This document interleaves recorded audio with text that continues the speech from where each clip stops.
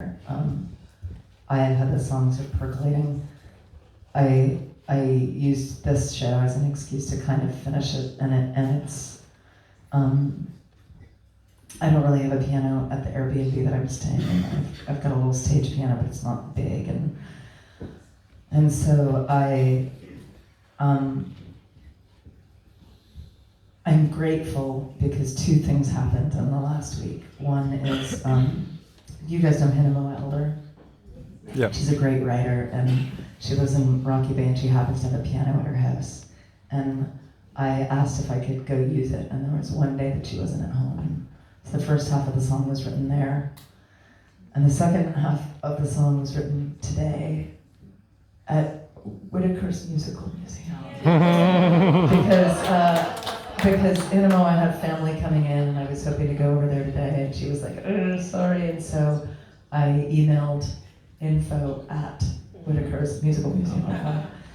And Sophie got back to me and said, sure, just come in. And I don't take these things for granted, right? I sat there in the musical museum on a piano that's probably 500 years old. And there we go. A song truly born on this island.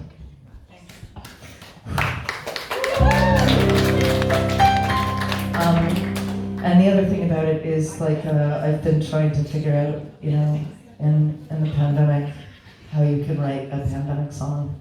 Oh, fucking, how do you do that? It's hard. And a lot of artists have been making a lot of work, and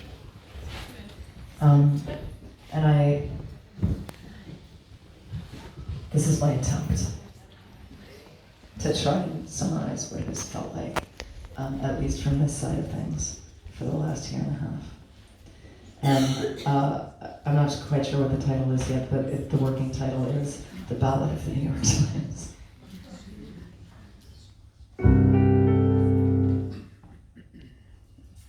And it's a cousin to the last song that I wrote a year ago. First cousin. They can't have children.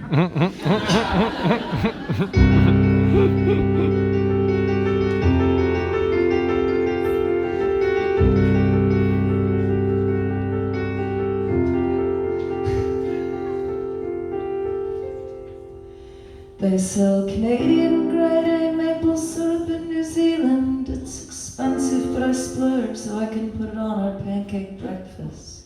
And sometimes I forget to put the lid on and the ants come into the kitchen of the Airbnb we've been renting for 6 months for a fortune. And sometimes I take a magazine and I escort them 2 by 2 on a little glossy lifeboat into the garden. And sometimes I just create an ant holocaust and kill them all with paper towel. I don't understand which part of me is kind. I don't understand which part of me can be so goddamn unkind. I don't understand why I can't make up my mind.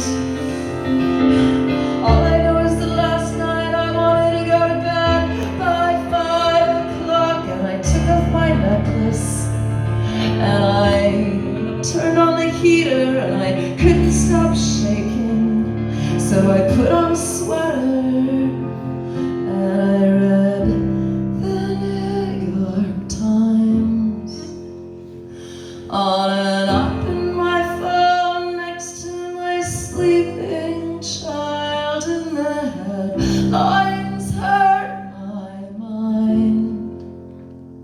5,000 dead. Sheriff put an elephant back into the wild, and the light hit his face and his curly haired head, and I knew I should be reading a good book instead. I can't fit all of humanity into this bed.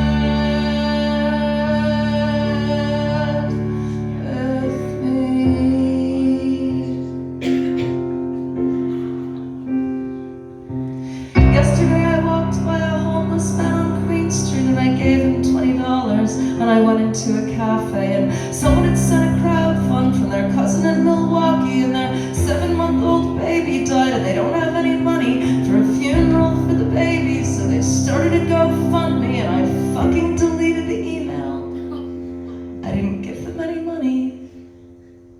And later that day, I called my friend in Boston. She has a 5-year-old boy too, and I asked how they were doing, and she said, "We're pretty great, we're just getting out of lockdown." And yesterday we finally left the house and went out walking, and I took the whole family to this toy store, and I said, "That's amazing." And she said, "Yeah, it was kind of weird because the kids had to wear masks and everything." And I was like, "Oh, that's okay."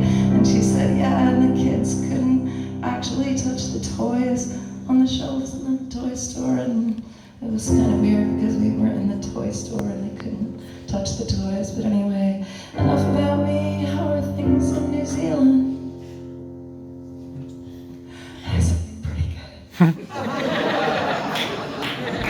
I don't understand which part of me is fine.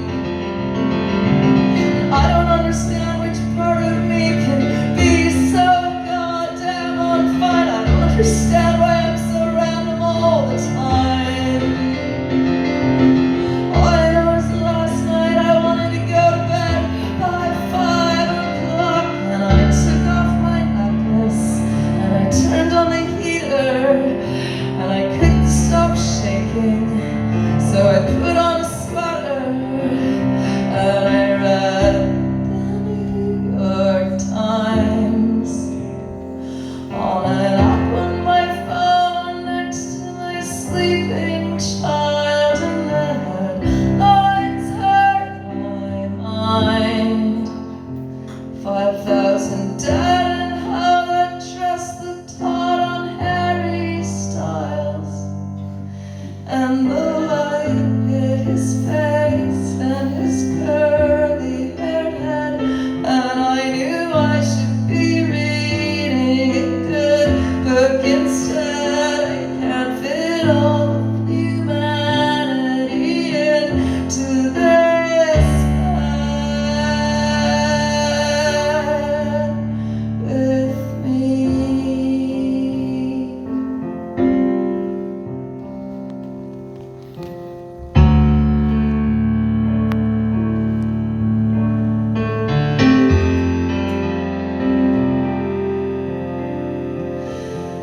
Emily's dad died of COVID, and Neil's first editor died of COVID, and Justine's mom just died of COVID, and Michael got sick but didn't die of COVID. And look, a lot of people are vaccinated, and look, a lot of people are lying on Facebook, and look, a lot of human lives getting wasted, and America's swimming to gold at the Olympics. I don't understand how the world can be so kind, and I don't understand how the world can be so fucking unkind. I don't understand why we can't make up our minds.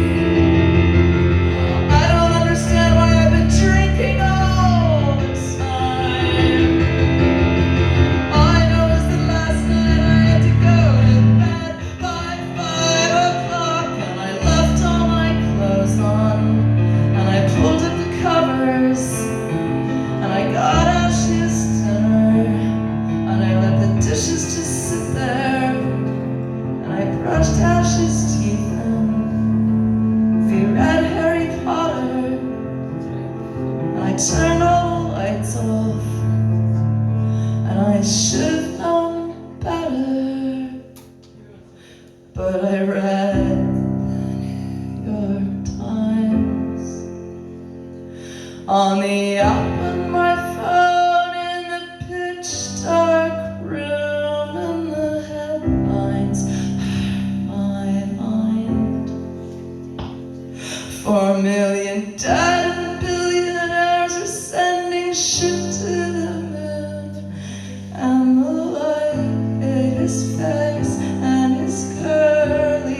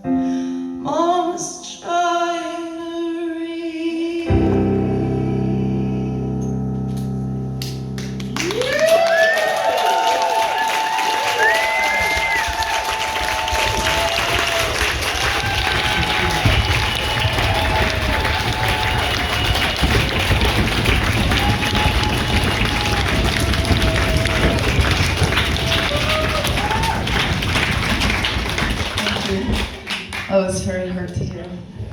I think it's a good song. Lovely. Beautiful.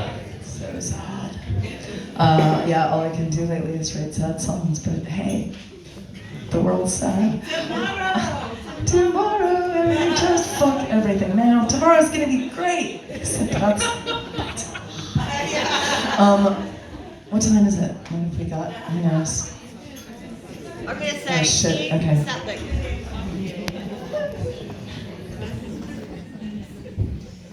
I'll give you a final choice because I don't have time to do both.